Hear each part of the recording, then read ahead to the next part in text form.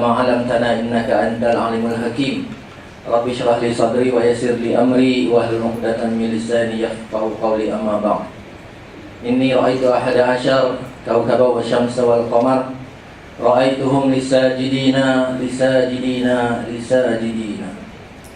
قال الله تعالى في القرآن الكريم أعوذ بالله من الشيطان الرجيم كل نفس ذائقة الموت وإنما توفون أجوركم يوم القيامة فمن زحزح عن النار وأدخل الجنة فقد فاز وما الحياة الدنيا إلا متاع الغرور. Sadaqallahu alazim. Firman Allah Subhanahu wa taala dalam Al-Qur'an, setiap yang bernyawa itu pasti akan mati. Dan pada hari kiamat sajalah akan disempurnakan balasan amalan kamu. Barang siapa dijauhkan daripada api neraka dan masuk pula ke dalam syurga, maka orang itulah sebenarnya orang yang beruntung. Sesungguhnya kehidupan dunia itu tak lain hanyalah kesenangan yang memperdayakan. Surah Ali Imran ayat 185. Terima kasih Dr. Rashdan selaku orang yang bertanggungjawab dalam menganjurkan program kita pada hari ini. Seterusnya barisan pensyarah, barisan mungkin kaki tangan, polimas, tak lupa juga pada para pelajar yang dikasihi sekalian. Banyakkannya pelajar pensyarah berapa orang? Tahu ramai ya? Semua student. Saya dipahamkan semua accountancy. Yang belajar business, Islamic business semua tak ada. Islamic banking tak ada kat sini. Okey. Alhamdulillah, syukur kita kepada Allah Subhanahu wa taala kerana Allah izinkan kita untuk terus hidup hingga ke hari ini, hingga ke saat ini. Dan alhamdulillah pada orang Islam kita dipertemukan dengan bulan Ramadan, bulan yang mulia. Hari ini pula kita kongsi ilmu. Saya tak tengok tajuk seminar kewangan macam hebat. Jadi saya datang kongsi ilmu je. Tapi alhamdulillah, walau bagaimanapun kita mudah-mudahan dengan peluang yang Allah berikan kepada kita hari ini, kita manfaatkan sebaiknya. Mudah-mudahan kita dapat mengubah diri kita menjadi orang yang lebih baik daripada orang yang sebelumnya. Okey, saya duk expect, ingat ramai pensyarah dengan staff hari ini. Jadi tajuk yang saya letakkan masalah pusaka. Saya cerita dia macam student dia lebih pada knowledge, tapi untuk pensyarah dengan staff lebih kepada diri dia sendiri, family dia, anak dia, orang tua dia semua. Jadi sebaik-baiknya pensyarah dengan staff yang kena ada. Walau bagaimanapun tak apa, saya bagi juga tadi tu handout tadi. Mudah-mudahan kita boleh kongsi dengan kawan-kawan. Kalau ada spare tu lagi, bagi yang tak datang. Bagikan dengan dekat yang tak datang, itu hanya sebagai apa kata referral saja. Okey, tuan-tuan dan puan, tujuan saya datang alhamdulillah kerana dijemput. InsyaAllah mudah-mudahan apa yang saya dapat kongsikan ini adalah orang kata satu usaha, satu ikhtiar. Mudah-mudahan dengan harta yang kita tinggalkan nanti, semua orang mati kan, semua orang ada harta. Student mungkin belum ada harta lagi, cuma lah ni ada hutang, PT-PTN. Lagi kepada para pensyarah tak mungkin ada harta kot, mana nak tahu kan. Student pun kaya, bukan serta lah ni, kaya-kaya belakang. So mudah-mudahan bila kita meninggal nanti, kita akan meringankan beban pusaka waris-waris kita. Dan pada masa yang sama, kita akan memudahkan urusan dekat bawah sana lagi. Yang tu saya akan cuba kongsikan. Kita masuk, tanpa masa kita masuk kepada tajuk kita, iaitu kenapa perlu merancang pusaka. Okay. Bila sebuah harta pusaka, bila perlu merancang pusaka, apa yang terbayang, apa yang teringat, apa yang terjenguai di kepala otak tuan-tuan dan puan-puan? Selalunya teringat apa? Santai sikit ni tuan-tuan. Okey, selalu kalau cerita harta pusaka, otak kita fikir rumah, tanah, kereta, kan? Kalau jumpa orang Perak, pakcik boleh ke cerita pasal harta pusaka, pakcik? Alah, kau nak cerita apa? Nak cerita harta pusaka, rumah kena besar, tanah kena lebar, kereta bersusun-susun, duit bertimbun-timbun, baru cerita. Kalau tak ada duit macam itu, tak usah cerita. Ada orang Perak sini, doktor orang Perak. Okey, Dia pun tak nak, banyak orang dia tak mau dengar, dia tak mau tahu pasal harta pusaka, pasal dia kata dia tak ada harta. So, bila tak ada harta, dia tak perlulah merancang pusaka. Dia kata walhal masalah pusaka ni dia mai kadang-kadang. Masalah pusaka ni datang pada, bukannya tak semestinya pada orang yang kaya, orang yang tak ada harta. Ini kalau biasa tuan-tuan biasa tengok 60 bilion harta karun. Harta karun tu masa harta yang tak dituntut. Tanah di kampung, anak-anak tak mau tengok, mak bapak meninggal. Memang kecil, bukanlah kecil mana boleh buat rumah, tapi dia kerana anak tak mau tengok, habis di situ. Tak dimajukan. Masalah dia kalau orang main sodok lagi, dah jadi orang punya masa tak bulan. Kena kerajaan sodok pula highway satu tanah dah jadi setengah juta. Baru main muka-muka ni. Masing-masing main nak claim. Itu masalah. Jadi serta harta pusaka ni kadang banyak benda terbazir bila kita tak rancang. Perang pasal duk main Penang kan, bunyi tahu juga lah. Perang periuk.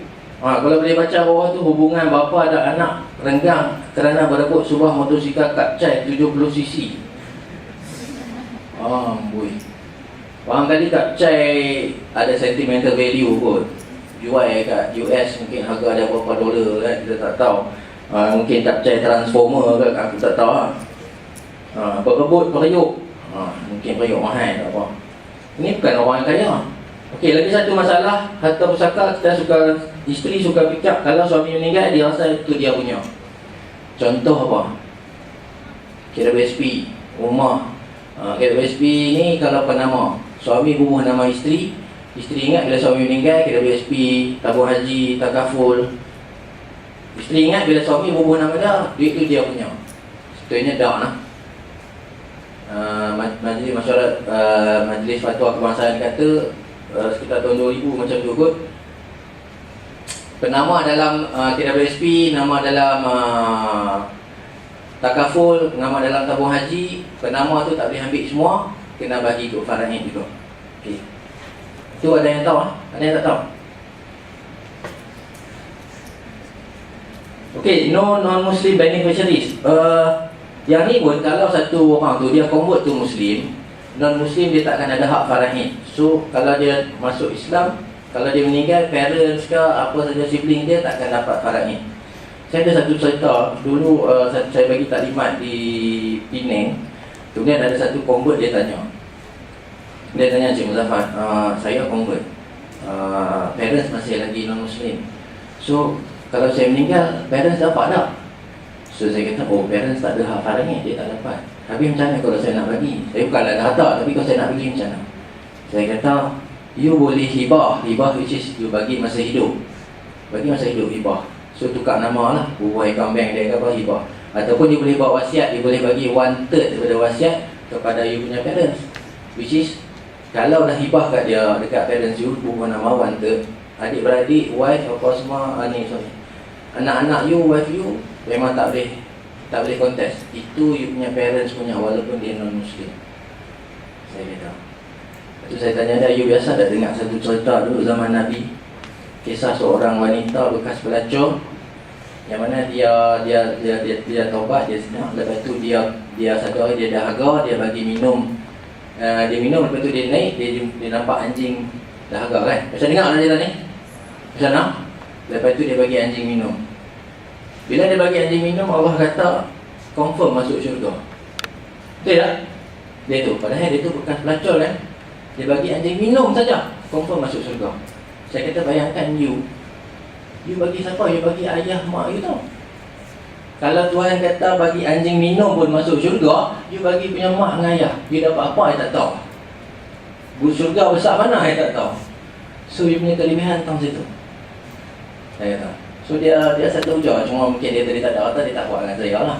Tak apa. Kita nak encourage dia supaya at least something, ingatkan kepada dia punya mak ayah. Dia masuk Islam tak mesti dia putus terus dengan mak ayah dia boleh bagi. Kena pula kalau mak ayah dia pula convert, lagi besar pahala dah. Betul tak? Kan? Okey. Dan apa? Gara-gara pusaka lelaki tu ada ikat ambil cap jari. Ni bukan kira harta banyak. Tapi kalau dah orang tu tamak harta, kesian tak orang tua ni. Dia ikat ambil cap jari semata-mata hantar pusaka. Masuk paper ke? Tapi kalau tajuk isteri tua diikat ambil cap jari, mungkin pasal tu bukan untuk pusaka kan. Mungkin pasal gatai tak sangka apa. Okey. Ada pula orang kata, tadi dia kata tak ada duit. Ada setengah orang dia kata pula, aku dah banyak harta dah. Nak rancang macam mana tak payah rumah sewa dah 5 biji, duit dalam akaun bank lama-lama, ASP full, ASN full. So aku mati lagi pandai-pandai lah hampa ambil, pandai-pandai lah hampa bagi. So dia tak rancang. Tapi masalah dia, orang kaya ni lagi banyak masalah. Betul tak? Lagi banyak masalah. Kadang-kadang tak mati lagi pun ada masalah. Betul tak? Kan? Macam-macam masalah. Dia beradik pakat dah, anak dah pakat dah. Doktor Zin memberi pengakuan, penyakit ayah anda bertambah berat. Ini ada harapan mati. Kalau ayah anda mati, kepada siapa ke harta yang akan dibagikan? Kepada kanda lah, kanda anak yang tua. Itu tak ada, itu diktator. Lebih baik bagi cara demokrasi. Okay. Cukup setakat tu. So, saya tanya bila harta pusaka tu banyak, lagi masalah kalau tak rancang. Anak dengan ibu kelahi. Masuk kot semua cukup. Apa lagi? Silaturahim. Parangit 5.4 juta. Siapa dulu aku tak kenal dengan dia ni? Kan? Banyak tu. Mari berkelahi. Padahal lelas sekali buat parangit juga. Itu parangit juga. Berkelahi punya nama. Kemudian apa?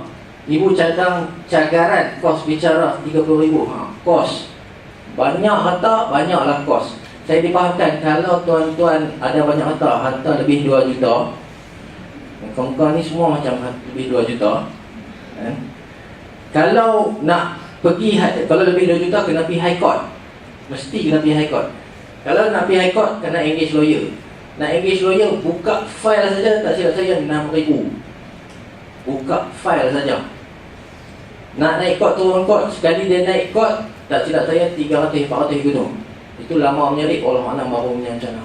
Kalau 10 kali dah 4,000-5,000. Tu tak tampak dia nak ambil persen lagi daripada harta kita. Allah Akbar. Banyak. So kena cari jalan. Kalau dengan macam Amanah Raya dengan Solihin, kos dia lain. Dia dah mungkin murah sikit daripada yang tu. Apa lagi? Sihir ibu bolot harta. Sampai sihir ibu. Ayah meninggal, nak kontrol harta ayah, dia sihir ibu dia. Sihir ni salah satu daripada 7 dosa besar. Orang Muslim dia tahu lah. Nabi kata ada 7 dosa besar kan.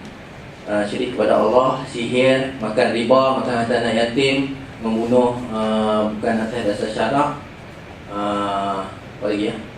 Lupa dah. Lari daripada perang dengan tuduh orang berzina kan. So sihir salah satu dosa besar. Sama macam makan riba, sama makan harta anak yatim. Harta pusaka tetap terlibat makan harta anak yatim. Cukup ramai. Bila saya jumpa orang sampai ada yang tepuk dada, tepuk dahi pun ada. Bila saya cerita pasal makan harta anak yatim. Makan riba lagi satu.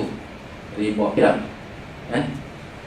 Dosa makan riba dengan dosa makan harta anak yatim, dosa dia lebih besar daripada dosa makan babi. So babi boleh makan tak? Babi boleh makan pasal dia ada mulut. Kita je tak boleh makan babi. Okey. Pisau neraka. Nampak dia banyak harta, bapak dia tinggal, dia halau mak dia dengan adik-adik pasal nak jual rumah. Macam-macam. Yang ni semua tuan-tuan buat. Mak bapak